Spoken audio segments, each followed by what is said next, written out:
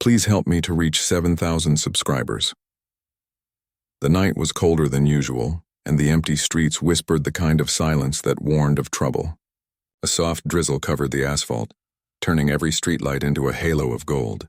Inside a small diner on the corner, a young waitress moved between tables with a tired but kind smile, the kind that hid more than it showed. A man in a dark suit sat by the window, pretending to read a newspaper. His reflection in the glass didn't match his stillness. Every few seconds his eyes flicked toward the waitress. When she turned, his hand tightened around the cup of coffee, not from nerves, but recognition. The doorbell jingled. Two men walked in, their laughter a little too loud, their steps a little too heavy. The waitress froze. Her smile faltered just for a second, just enough for the man by the window to notice. He lowered his paper. Something about the air had changed. The two newcomers took a booth near the counter, whispering to each other, eyes darting around. One of them reached into his coat. The waitress tried to stay calm, reaching for a coffee pot, but her hands trembled. Suddenly, the man by the window stood up. "Don't," he said quietly. The room fell silent. Even the rain outside seemed to stop. The waitress turned, startled.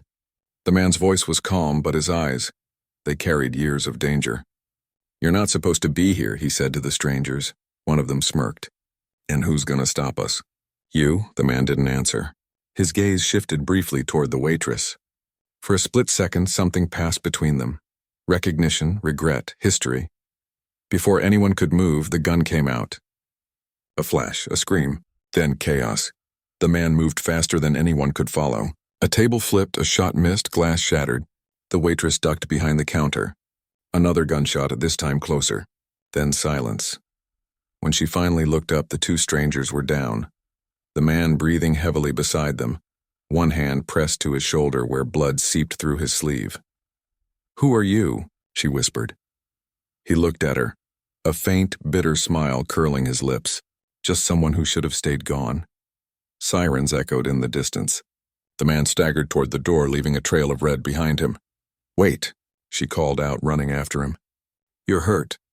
He turned under the neon light, rain washing over his face. "I've been hurt for a long time," he said softly, and then disappeared into the night.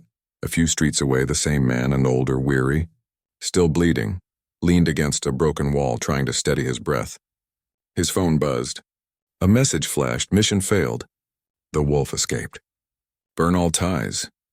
He stared at the words for a long moment, then let out a rough laugh. "Of course he did," he muttered. The phone rang again, a different tone this time. A number he hadn't heard in years. His hand hesitated before answering. "Ethan." The voice on the other end trembled. "It's me." For a second, he forgot the pain. That voice, and it dragged him back years to another life, another version of himself. "Lena," he whispered. She was crying. "It's Zoe. She needs you." The sound of his daughter's name cut deeper than the bullet in his arm. "Why now?" he asked quietly. "You made it clear you didn't want me around." "She's in trouble," Lena said, her breath shaking. "Please, Ethan. She's changed. You're the only one she'll listen to." He leaned his head back against the wall, eyes closed. The rain had turned heavier now, mixing with the blood on his sleeve. After a long silence, he said, "Text me the address." Minutes later, the camera of the city's security system caught a glimpse of him, limping through the rain, disappearing into an alley. The caption under the timestamp read, "Target Ethan Cross, former CIA operative. Last seen 3 years ago, somewhere across the city, in a high-tech office filled with glowing monitors." A woman in a tailored suit leaned forward. "Watching the footage, so," she said, smiling slightly. "The ghost decides to return." An agent beside her asked, "Should we bring him in?" She shook her head. "Not yet. Let's see who he's protecting first." That same night, in a small apartment on the city's east side, a teenage girl slammed her door shut, angry tears in her eyes. Her mother knocked softly. "Zoe, please," Lena pleaded. "You can't keep skipping school like this." I said, "Leave me alone." Zoe threw herself on the bed, putting her headphones on, trying to drown out the world. Her room was messy, posters, paintbrushes, and sketchbooks everywhere. But on her desk, one picture stood out, a faded photo of her as a little girl, sitting on the shoulders of a man in a leather jacket, both laughing under the sun. She stared at it for a long moment, her anger melting into confusion. "Where are you, Dad?" she whispered. Far away, Ethan sat on a bench overlooking the dark river. His hands trembled slightly as he opened a small metal locket. Inside was the same photo Zoe had just looked at.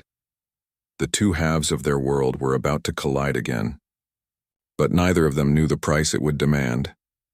10 years earlier, the world had known Ethan Cross as a ghost, the kind of operative whose name never appeared in files, but whose results rewrote maps. Back then, his eyes didn't carry exhaustion, only precision.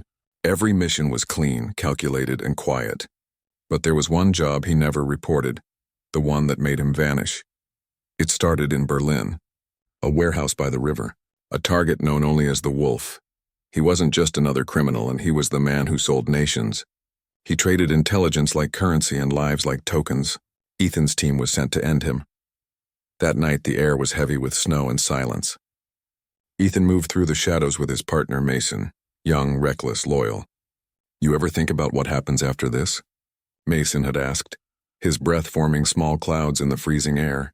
Ethan had smiled then, a rare softness crossing his face. "After this, I go home. My wife's due any day now," Mason chuckled. "A daughter, right?" "Yeah, Zoe." The name warmed him even then. They breached the warehouse. What followed was chaos, gunfire, screams, the stench of burning fuel. But amid the noise, Ethan saw something he couldn't unsee. A child. The Wolf had used a little girl as cover, her terrified eyes peeking from behind crates of weapons. Ethan hesitated, just for a heartbeat, and in that heartbeat everything fell apart. Mason was shot. The Wolf escaped. And by dawn, the mission was labeled a failure. Back at headquarters, Ethan was interrogated for hesitation under fire. They called it weakness. He called it conscience. When his superiors pushed him to falsify the report, he refused. The next morning, his clearance was revoked and his name was erased from every system. By the time he got home, his wife had left a note on the kitchen table. "I can't raise Zoe in your world. She deserves peace." He never saw them again. Years later, that world hadn't forgotten him. In the corners of global intelligence, whispers of the Wolf resurfaced. A man reborn under new aliases, leading an invisible empire built on arms, human trafficking, and cyber warfare. The name once filed as neutralized had become a global threat again, and now it was personal. The message Ethan had received earlier. Mission failed.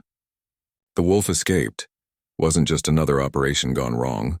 It was the ghost of his past clawing its way back. As he sat in a dingy motel room tending to his wound with trembling hands, Ethan opened his phone to a single encrypted file. The moment he decrypted it, a woman's face appeared. Agent Vivi Moore. The new generation of field command, cold and brilliant. Her message was simple. "We need you back." The Wolf resurfaced in Paris. "No one knows his face like you do." He stared at the screen, expression unreadable. "You need me," he muttered, "after you erased me." But something inside him shifted. Not for them, for her, for Zoe. The Wolf's network was spreading in her city. He stood up, wrapping his wound with a strip of torn shirt, his reflection in the cracked mirror almost unrecognizable. "One last time," he whispered. In the command center, Vivi watched a live feed of Ethan checking out of the motel under a fake name. "He took the bait," her aide said. Vivi didn't smile. "He's not bait," she corrected. "He's insurance." Her eyes flicked to a digital map. Lines connecting Berlin, Paris, and now a new location blinking red, Operation Hive. "Run facial tracking on every known associate of the Wolf," she ordered. "And keep eyes on Ethan Cross. The man's unpredictable, but he's still the best we ever had." Meanwhile, Ethan had returned to a place he swore he'd never see again, the CIA's forgotten safe house on the edge of the city. The walls still smelled of dust and secrets. Files lay scattered, half-burned, like memories trying to hide. He found the old locker with his name scratched out, pried it open, and inside lay a faded photograph. Lena, smiling with Zoe in her arms, taken the day before he left for Berlin. Next to it, a pistol, an old ID badge, and a ring. He put the ring back on. Night fell, and Ethan made his way through the rain to a small cafe across from a government building. His contact was already there, a nervous analyst named Parker. "Cross," Parker said under his breath, sliding a small flash drive across the table. "Everything we've got on the Wolf's movement in Europe. You didn't get this from me. Ethan's voice was calm. You're still bad at lying.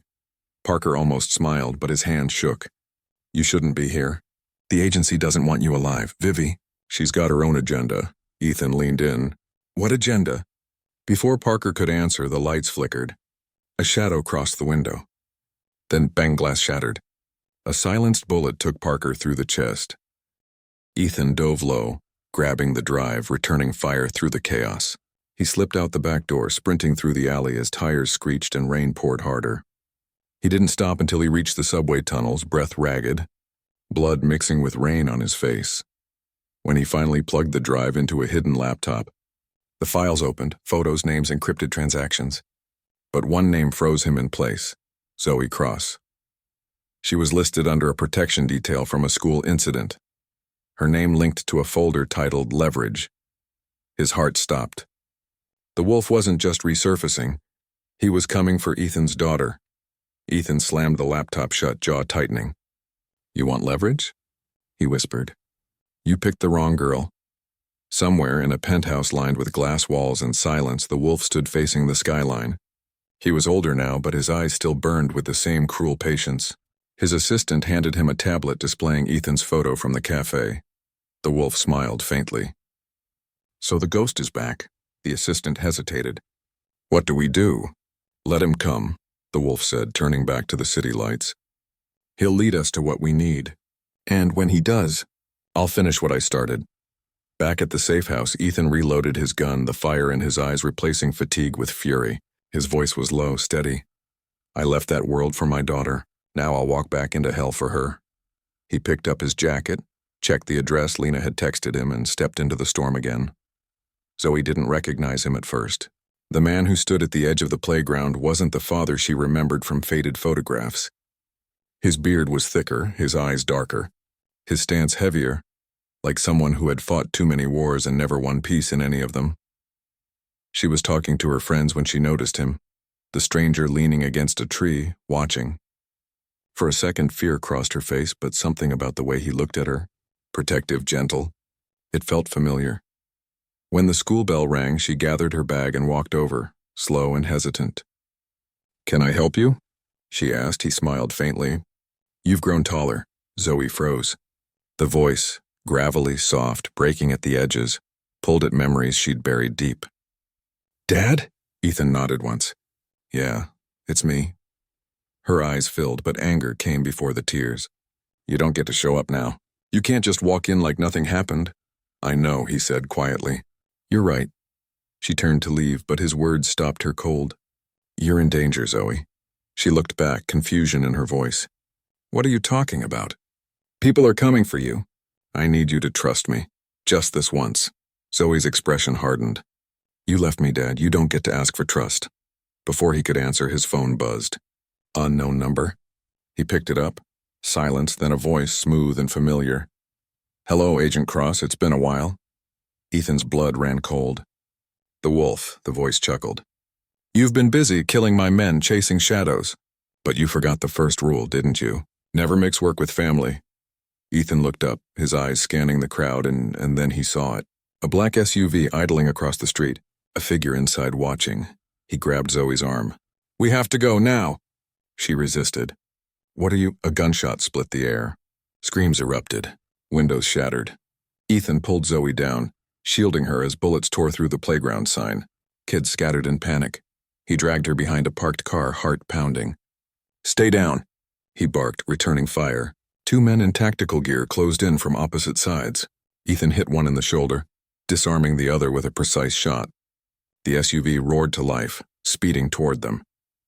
He pushed Zoe behind a concrete pillar just as the vehicle slammed into the fence. When the smoke cleared, Zoe stared at him in shock. Who are they? He didn't answer. He just said, get in the car. They drove for miles, silence stretching heavy between them. Rain streaked the windshield and Zoe's reflection trembled in the glass. Finally, she spoke. Was that because of you? Yes. So I almost died today because of something you did. Ethan's hands tightened on the wheel. Because of someone I didn't finish. She turned toward him, voice breaking. You think that makes it better? He didn't answer. He couldn't. When they reached an abandoned cabin deep in the woods, an old CIA safe house, he stopped the car. "We'll be safe here for now," he said. Zoe got out, slamming the door behind her. "Safe with you?" He looked at her, the same fire he once had burning in her eyes. "I know you hate me," he said. "You should. But everything I did was to protect you." "Protect me?" she snapped. "By disappearing for half my life?" He stepped closer, voice trembling. "If they'd known about you then, you'd be dead." For the first time she saw it, the fear behind his strength, the cracks in his armor. "I lost your mother because of this life," he said softly. "I can't lose you too." Zoe's anger softened just a little, but before she could respond, a flicker of light cut through the window, headlights approaching fast. Ethan's instincts kicked in. He drew his gun. "Inside now." They barely made it to cover when the door burst open. A figure stepped in, weapon raised, then froze. "Stand down, Cross," the woman said sharply. "If I wanted you dead, you'd already be gone." Ethan lowered his gun slightly. "You're early. And you're predictable," she said, glancing at Zoe. "You weren't supposed to involve her." "She was already involved," he growled. Vivi sighed. "The wolf's moving faster than we thought. You should have stayed in the shadows." He stared at her coldly. "You dragged me out of them." Vivi's gaze softened just enough to betray concern. "The medicine I gave you, how long has it been since the last dose?" Ethan looked away. "I'm fine." "You're not," she said firmly. "The side effects are accelerating. Hallucinations, blackouts. I said I'm fine." He snapped. Zoe looked between them, confused and afraid. "What medicine? What's happening to you?" Ethan turned to her, his expression pained. "I didn't want you to find out like this," Vivi cut in, voice low. "He's dying, Zoe, brain cancer. The experimental treatment buys him time, but not much." Zoe's breath hitched. "No, he's lying." "You're lying." Ethan's silence said everything. Tears welled in her eyes. "You came back because you're dying?" "No," he said softly. "I came back because I'm your father." She shook her head, stepping back. "No." "You came back because you need to fix your guilt." The words hit harder than a bullet. Vivi stepped forward. "We don't have time for this. The wolf knows where you are. He's watching her, maybe even right now." Ethan's voice dropped. "Then we end this." Vivi frowned. "You don't even know where to start." "I know exactly where to start," he said, picking up his gun. "With the man who betrayed me in Berlin." That night, Ethan sat outside the cabin, alone under the stars, the weight of everything pressing on his chest. Inside, Zoe watched him through the window, torn between anger and fear. He pulled a crumpled photo from his pocket. Zoe, age 4, laughing on his shoulders. His hands trembled as he touched the edges. When she finally stepped outside, he didn't look up. "You should be asleep," he said quietly. "I couldn't," she whispered. "I keep seeing those men." Ethan nodded. "I see them too, every night." They sat in silence for a long time, then she asked, "Do you think people like you deserve forgiveness?" He looked at her then, not as a soldier, but as a father. "I don't know," he said honestly, "but I think we still have to try." Inside the cabin, unseen by both of them, a tiny red light blinked from the corner of the window. A surveillance bug. Somewhere miles away, the wolf watched the feed and smiled. "Let him get close," he said softly. "The closer he is to her, the easier it'll be to take everything." The cabin was silent, buried deep in the forest where no signal reached and no one dared to look. Rain tapped against the roof like distant footsteps, the kind that never stopped. Ethan sat by the window, gun beside him, eyes fixed on nothing. Zoe watched him from across the room. The man who was supposed to be her father, but felt more like a stranger carved out of old war stories. She finally broke the silence. "You ever sleep?" Ethan didn't turn. "Used to." She crossed her arms. "And now?" He glanced at her reflection in the glass. "Now I listen. For what?" "Regret," he said simply. Zoe exhaled, half frustration, half pity. "You talk like the world already ended." He gave a tired smile. "For me it did." Later that morning, Zoe made coffee, her hands trembling slightly. She was trying to keep busy, to find something normal in a life that hadn't been normal for years. Ethan joined her at the table, his steps heavy, like every one of them carried a decade. She slid a cup toward him. "You don't look like someone who can live without caffeine." He took it, nodding. "You don't look like someone who trusts easily." I don't, she said flatly. He smirked. Smart girl, her voice softened. Mom used to say that too. The mention of Lena's name froze the air. Ethan's eyes lowered. How long's it been? 3 years, Zoe whispered. She waited for you, you know. Every night. I used to sit by the window with her. She'd leave the porch light on. Ethan's jaw tensed. I know. No, you don't, Zoe snapped. You left us like we didn't matter. His voice cracked, barely audible. You mattered more than anything. Then why did you disappear? He looked straight into her eyes, tired and haunted. Because if I didn't, you'd both be dead. Her anger faltered. From what? He didn't answer, not yet. Some truths, he thought, deserved the right moment to destroy. That afternoon, while Ethan cleaned his weapon, Zoe wandered through his duffel bag. She wasn't snooping, at least that's what she told herself. But something about him didn't add up. Under a pile of worn clothes, she found an old, blood-stained envelope. Her name was written on it. Zoe's hands trembled as she opened it. Zoe, if you're reading this, it means I didn't make it back. I never wanted you to see the world I lived in, because it ruins everything good it touches. But you were the one good thing I ever had. The one thing I fought for, even when I didn't deserve it. Dad. She read it twice, then a third time until her tears blurred the ink. When Ethan entered, she didn't look up. You wrote this? He nodded. Before Berlin. Before I lost everything, her voice cracked. You were ready to die? I thought that was the only way to keep you safe. She turned toward him, furious and heartbroken. You don't get to decide that. You don't get to die and call it love. Ethan didn't move. He just looked at her, eyes filled with guilt that time couldn't erase. You're right, he whispered. I don't, but I can try to live for it now. Night fell heavy over the forest. The storm outside grew violent, rattling windows like an uninvited memory. Ethan sat near the fire, lost in the rhythm of the flames. Zoe joined him quietly. Do you remember my 6th birthday? She asked. He smiled faintly. The pink bike. I still have the scar from assembling it wrong. You left the same night, she said softly. Did you even plan to say goodbye? He hesitated. If I had, would you have let me go? Her voice broke. No, he looked at the flames again. That's why I didn't. Zoe's eyes glistened. You know what's worse than losing someone? Waiting for them when they never come back. Ethan's throat tightened. I waited too, he said. Just on a battlefield. For the first time in years, their silence wasn't filled with anger. It was filled with something heavier. Understanding. At dawn, a car pulled up outside. Vivi stepped out, raincoat soaked, eyes sharp. She entered without knocking, spreading encrypted maps and photos across the table. The Wolf's network is closing in, she said. We intercepted his men 20 miles north. He knows where you are. Ethan's voice was steel. Then we move now, Vivi shook her head. You're not ready. Neither is he, Ethan replied. Zoe stood beside him. I'm coming too.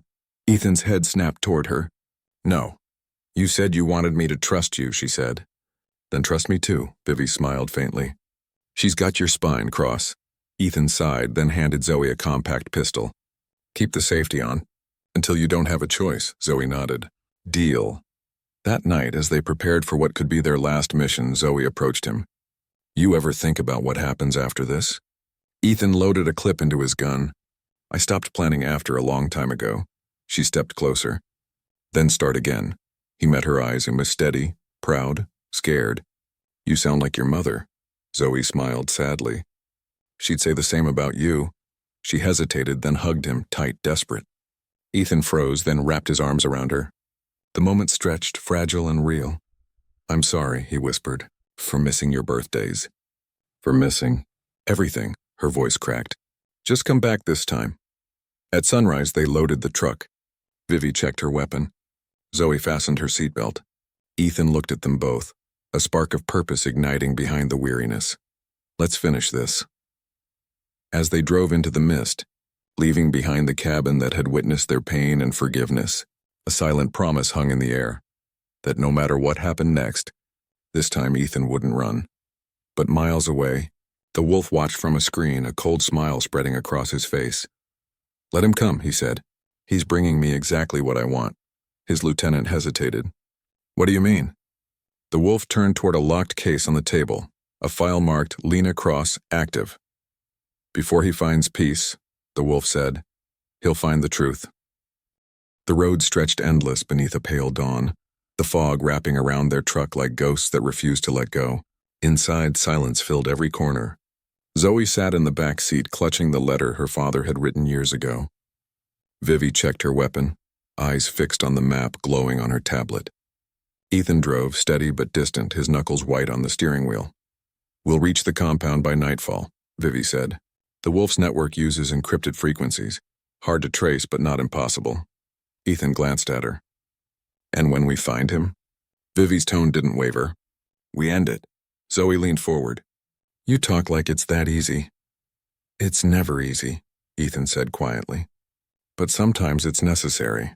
The words hit Zoe harder than he realized. She stared out the window, watching trees blur into streaks of gray. The world outside felt cold, but the world inside her chest was colder still. Hours later, they stopped at a deserted gas station on the edge of nowhere. Ethan filled the tank while Vivi ran diagnostics on the tracker. Zoe wandered off toward the convenience store where shelves were covered in dust and silence. A single radio behind the counter crackled faintly, a news broadcast cutting in and out.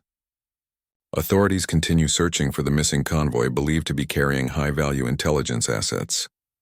Zoe frowned. "That's us, isn't it?" Before she could process it, a shadow moved behind her reflection in the store's glass door. She spun. Too late. A man grabbed her from behind, pressing a cold blade to her neck. His voice was low and foreign. "Tell your father the Wolf sends his regards." The door burst open. Ethan slammed into the man, sending them both crashing into a rack of supplies. The blade clattered to the ground. Ethan's fists came down like thunder. 1, 2, 3, until the man stopped moving. Ethan stood, chest heaving, blood on his hands. Zoe stared, frozen, the shock in her eyes cutting deeper than any wound. He turned toward her. "You okay?" She nodded shakily. "Yeah, I think so."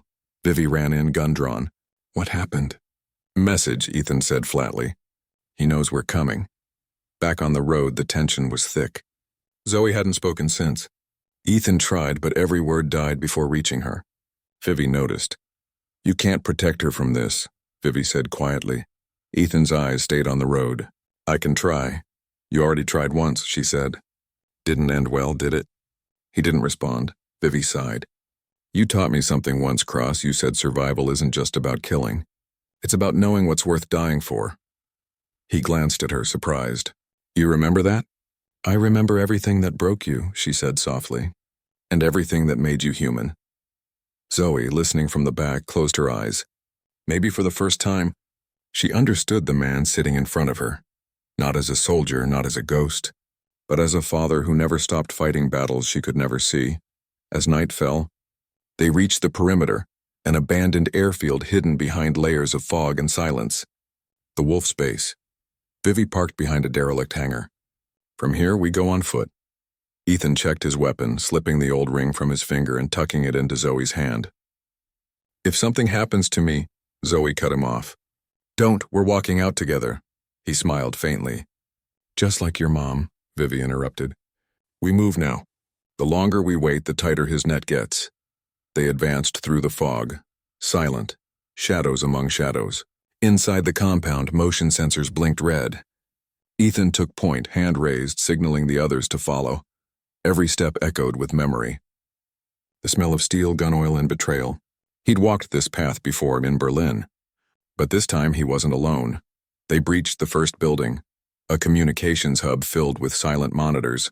Files scrolled across screens, encrypted data pulsing with coded signals. Zoe, eyes wide, moved to one of the terminals. "Dad, look at this." On screen, photos of Lena, recent ones.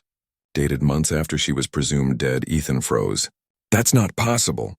Vivi leaned over her shoulder, scanning the metadata. These were taken from internal surveillance. She was alive. "The Wolf had her." Zoe's voice trembled. "You mean?" Before she could finish, the lights went out. The air filled with the sound of slow, deliberate clapping. From the shadows, a voice they all knew, smooth, cold, confident. "Bravo." "Cross, you finally caught up." The Wolf stepped into the dim light, older, sharper, a face carved by time and arrogance. Ethan raised his gun. "Where is she?" The Wolf smiled. "Always the soldier. Never the man." I said, "Where is she?" He spread his arms mockingly. Right where you left her, and between loyalty and loss. Zoe's heart pounded. What are you talking about? The wolf turned toward her. Your mother wasn't his casualty, dear. She was his mission. Zoe's breath caught. You're lying, the wolf's grin widened. Am I? Ask him why she was in Berlin the night everything went wrong. Ask him why he never told you the truth. Zoe looked at Ethan, her voice breaking. What is he saying? Ethan lowered his gun, the pain in his eyes unbearable. Zoe, a shot rang out, Vivi screamed. Ethan fell to one knee, clutching his shoulder. The wolf's men swarmed from the shadows, rifles aimed. Zoe grabbed the fallen gun, firing instinctively. A shot clipped one guard's arm. Vivi retaliated, dropping two more. But there were too many. The wolf raised his hand, signaling for silence. Enough! He walked closer to Ethan, crouching in front of him. You could have been a legend, Cross, but you chose family. And that, he sneered, is always a weakness. Ethan, bleeding but defiant, met his eyes. No. It's the only reason I'm still alive. Suddenly, an explosion shook the compound. A timed charge Vivi had planted earlier. Smoke filled the room, alarms blaring. Vivi grabbed Zoe's arm. Move! Ethan struggled to his feet, firing through the chaos. Go, Zoe refused. Not without you. Now, Zoe. She hesitated, then nodded, eyes full of fire. Then come with me. He forced a smile, blood running down his arm. Always. They ran through the inferno as the compound crumbled behind them. The wolf's voice echoed through the smoke. You can't outrun me, Cross. You never could. Ethan looked back once, his voice calm and final. Watch me. They burst through the back gate as the building exploded, a wall of fire lighting the night sky. The wolf's empire burned, but Ethan knew. This wasn't the end. Not yet. Later, hidden deep in the forest, Ethan collapsed near a fallen tree. Zoe pressed her hands against his wound, tears streaking her face. Stay with me, Dad, please. He looked at her, eyes dimming but steady. You did good, Zoe. You did better than I ever could. Don't talk like that, she whispered. Vivi reloaded beside them, scanning the tree line. We're not safe yet. The wolf's still out there. Ethan's hand gripped Zoe's weakly. Then we finish it, together. The forest burned behind them, the night sky painted in smoke and ash. Every sound echoed louder now. The crackle of fire, the thud of boots, the beating of hearts that refused to stop. Ethan leaned against a fallen tree, blood staining his shirt, his breath shallow but eyes sharp. Zoe knelt beside him, trembling hands pressing against his wound. Dad, stay with me, please. He gritted his teeth, forcing a faint smile. You sound like your mother. Then listen to me the way you never listened to her, she said, voice cracking. Vivi crouched nearby, scanning the tree line through her scope. Movement at 9 o'clock. They're circling us, Ethan pulled himself up, ignoring the pain. He's not done yet. The wolf always comes to finish the hunt himself. Then we end it before he does, Vivi said. Zoe looked between them, her fear turning into steel. No more running. They made their way through the trees toward the cliffs overlooking the river. The compound's flames reflected off the water like a mirror of war. Ethan staggered once. Vivi caught him. You're bleeding out. I've been bleeding for years, he muttered. This is nothing new. Zoe walked ahead, clutching her pistol tight. He took everything from us. I'm not leaving without ending him. Ethan's voice came from behind, steady and firm. You're not here to kill, Zoe, you're here to survive. She turned sharply. He killed Mom. He almost killed you. How many more people have to die before it's enough? Ethan stepped closer, gripping her shoulders. Listen to me, revenge doesn't fix the past. It just drags you into it. Her tears shone in the moonlight. Then what are we doing? He looked toward the ridge, making sure he can't hurt anyone else. The sound of engines roared in the distance, black SUVs cutting through the darkness. Headlights flared against the trees. Vivi raised her rifle. They found us. Ethan turned to Zoe. Get behind me. But before he could move, a voice echoed through the woods, smooth, cruel, unmistakable. Still playing the hero, Ethan? The wolf stepped out from the shadows, dressed in black, a pistol gleaming in his hand. Around him, half a dozen armed men fanned out, silent and precise. He smiled. You always were predictable. Ethan's voice was cold. You should have stayed dead. The wolf laughed softly. And miss all this? No, my friend. I wanted you to see it. The world you tried to save burning to the ground. Zoe stepped forward. Where's my mother? The wolf's eyes flicked to her. Ah, the daughter. You have her fire. Ethan aimed his gun. Answer her. The wolf tilted his head. Your mother made her choice. She was one of us. Until she wasn't. Zoe froze. You're lying. Ethan's face fell. Something in his eyes gave him away. The wolf smirked. She never told you, did she? Lena was the reason Berlin happened. She was the one who sold the intel that got your partner killed. Zoe turned to Ethan, voice shaking. Tell me that's not true. He opened his mouth, but no words came. The wolf laughed. She thought she could protect you both by working with me. But in the end, she betrayed everyone. Zoe's world tilted. The ground felt like it was falling away beneath her. No, she wouldn't. Ethan lowered his weapon, his voice breaking. She didn't do it for him. She did it for you. They threatened your life, Zoe. She made a deal to save you. The wolf stepped closer, enjoying every word. And it cost her everything. Vivi raised her gun. That's enough, is it? The wolf grinned. You see, Cross, every move you've made since Berlin was because of me. Every loss, every scar, it all started with one lie. Ethan's voice turned to steel. Then let's end the story where it began. The standoff exploded into chaos. Muzzle flashes lit the forest. Bullets tore through trees. Vivi dropped one guard, rolled behind cover. Zoe fired, grazing another. Ethan moved through the crossfire like instinct itself. Precise, lethal, relentless. The wolf retreated toward the ridge, firing as he went. Ethan followed, blood trailing behind him, pain forgotten. Zoe shouted, Dad, wait! He didn't stop. Not this time. At the edge of the cliff, wind howled like an open wound. The wolf stood with his back to the drop, gun aimed at Ethan. Still chasing ghosts? The wolf sneered. You never learn. Ethan raised his pistol. Maybe not. But I don't repeat them.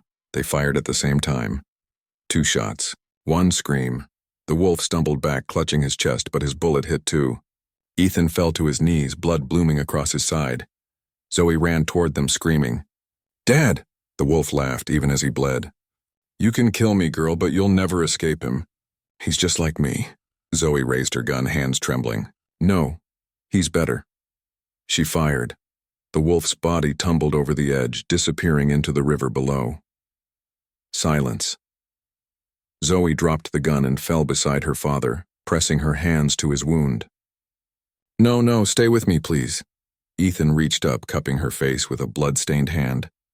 You did good, Zoe. Don't say goodbye, she whispered. We made it. We're safe now. He smiled weakly. You're safe. That's all that matters. His hand fell away. Zoe shook him. No, Dad, open your eyes. Vivi rushed in, kneeling beside them, tears streaking her face. He's gone, Zoe. Zoe's sobs filled the forest. Hours later, the dawn broke over the burning ruins. Smoke curled toward the heavens like a final prayer. Vivi stood by the riverbank, watching rescue choppers approach. Behind her, Zoe knelt beside her father's body, clutching his ring in her hand. She whispered, You kept your promise. You came back. Vivi placed a hand on her shoulder. He saved more than your life, Zoe. He saved what was left of his soul. Zoe looked up, her eyes hard but bright. Then I'll make sure it wasn't for nothing. Weeks passed. A quiet cemetery. A single grave marked Ethan Cross, soldier, father, ghost. Zoe stood there in black, Vivi beside her. The wind rustled the trees gently, like a voice saying goodbye. Zoe placed the ring on the headstone. You said soldiers don't sleep. Maybe now you finally can. She turned to Vivi. What happens now? Vivi looked at her. You tell the truth. About him. About all of it. Zoe nodded slowly, resolve replacing grief. Then we start there. As they walked away, the camera lingered on the grave, quiet, simple, final. But somewhere in the distance, a radio crackled to life, a voice distorted, faint, broke through the static. Mission complete. Target neutralized, but Cross, status unknown. The radio went silent and the screen faded to black. Rain whispered against the glass as the city skyline shimmered in the distance. Quiet, peaceful, untouched by the chaos that had ended in the woods weeks ago. Zoe sat in her father's old apartment, surrounded by the fragments of his life. Faded photographs, crumpled mission reports, and a single untouched letter, sealed with his handwriting. For Zoe. Her fingers trembled as she opened it. If you're reading this, it means I couldn't keep my promise. I told you I'd come home, and in a way I did. I just didn't tell you how. I spent my life trying to fix the past, not realizing the only thing that mattered was the future. Yours. You were my reason, Zoe, you always were. Don't carry my ghosts. Let them rest. Live for the moments I couldn't. Love harder than I did. And when the world tries to turn you into me, walk away. Tears blurred her vision, dripping onto the page. She smiled through them, whispering, "I'll make you proud, Dad." Weeks later, Zoe stood at a press conference podium, cameras flashing like lightning. Behind her, a banner read, "Truth Beyond Shadows, Project Phoenix Exposed." She spoke into the microphone, her voice steady and clear. "My father was part of a covert unit that believed they were saving lives. But they were used, controlled, lied to. He gave his life not as a killer, but as a man who finally understood what redemption means." She glanced at the crowd. Journalists, survivors, soldiers. For too long, stories like his have been buried under silence. Not anymore. Vivi stood in the front row, pride glimmering in her eyes. The world was finally listening. Zoe stepped down, her heart light for the first time in years. Outside, the city buzzed with life, horns, laughter, rain. She tilted her head to the sky, letting the drops wash over her. A small voice played in her head. Her father's voice. "Keep moving, Zoe, never stop." Night fell. Zoe sat by the river, the same river that swallowed the wolf. The water moved quietly, carrying secrets no one else would ever know. She reached into her pocket and pulled out her father's dog tag, the metal scratched and worn. She let it fall into the water, watching it sink out of sight. "Goodbye, Dad." For a moment, silence. Then, as she turned to leave, something glimmered in the distance. A faint, flickering light on the opposite bank. Her heart skipped. It blinked once, then twice. A coded signal. She froze. "No, it can't be." Vivi's voice came softly from behind her. "You saw it too, didn't you?" Zoe turned. "You think he—" Vivi smiled faintly. "Some ghosts don't stay buried." Zoe's eyes filled with tears, not of grief, but of something else. Hope. She looked across the river one last time, the faint light still pulsing like a heartbeat. "If you're out there, I'll find you." The rain fell harder, drowning out the city's noise. The camera rose slowly, pulling back. The two women standing side by side at the edge of the world, framed against the endless water. If this story touched your heart, take a moment to tell us what you would have done in Zoe's place.